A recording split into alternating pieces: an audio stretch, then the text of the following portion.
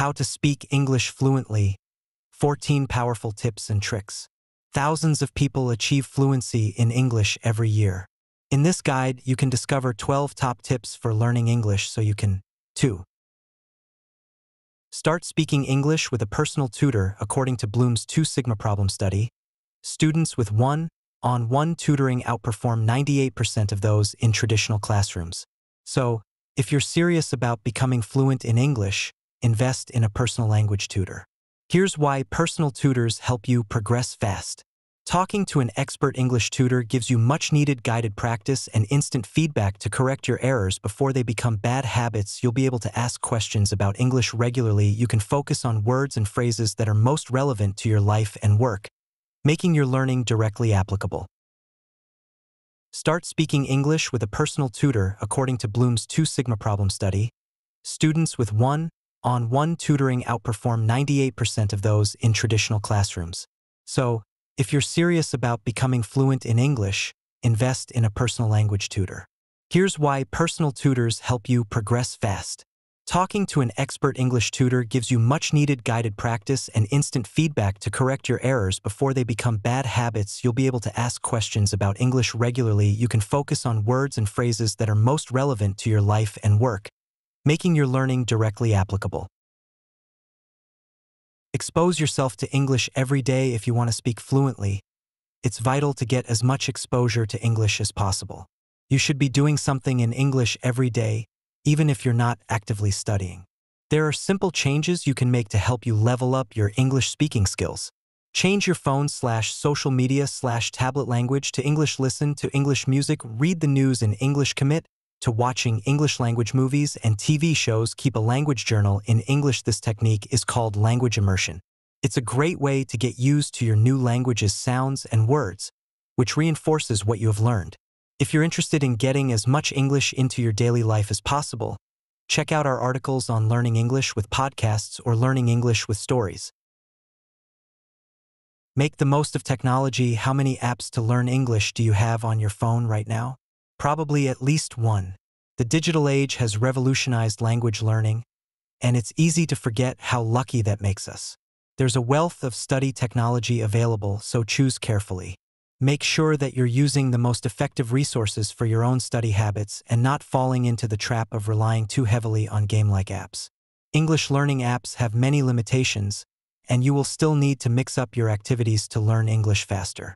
As John Fotheringham, creator of LanguageMastery.com, says, language apps are a great supplement to a balanced language diet, but they shouldn't be the main course. Use resources made for your level. Using resources that match your current skill level is vital for progression. Therefore, you'll need to determine what your level is before taking a course, engaging in self-study, or enlisting the help of a personal tutor. For a precise measurement, take one of Preply's placement tests. These tests accurately assess your language skills, identify your strengths, and pinpoint areas for improvement. Once you know your English language level, you can then study using resources perfect for your level. Want some suggestions? Then check out our overview of resources for different levels. A1, A2, Beginners. If you're just starting out, gamified apps, children's books, and educational videos designed for beginners will help build a strong foundation with simple vocabulary and repetitive patterns. Don't be afraid to challenge yourself. Improving your English requires stepping out of your comfort zone. Reviewing what you already know won't lead to real progress. Put simply, you want to always feel slightly uncomfortable when you're studying. Along with exposing you to slang and various expressions, chatting in English with a real person challenges you to respond immediately, like a regular conversation in your native tongue. Just remember, the more you challenge yourself, the more comfortable you'll become using English in the long run. Work on your pronunciation. Working on your pronunciation is helpful for a few reasons. We all need to be understood, and pronunciation practice helps us speak with clarity. This doesn't mean that you need to get rid of your accent, not at all.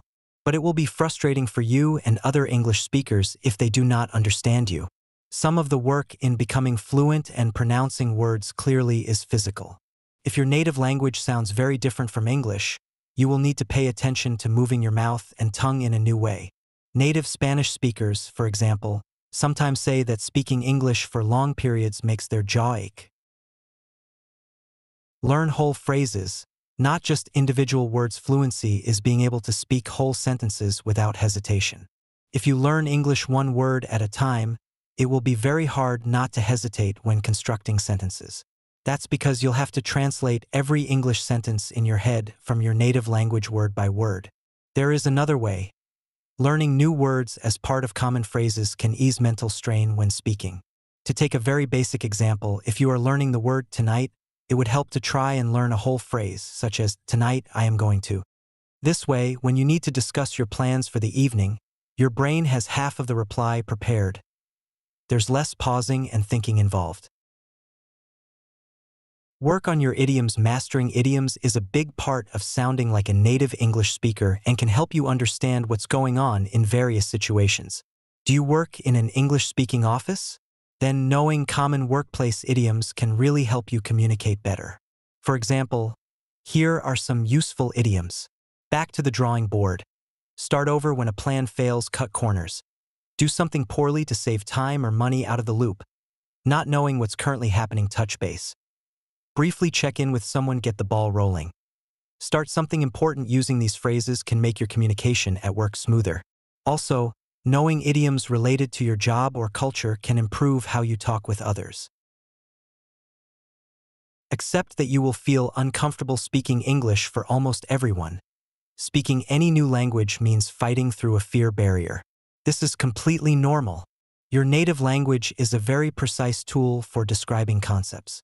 You are completely aware of the subtle implications your words carry, how to use irony and humor, and how word stress can slightly change the meaning of what you're saying. By comparison, speaking any new language feels like using a blunt axe.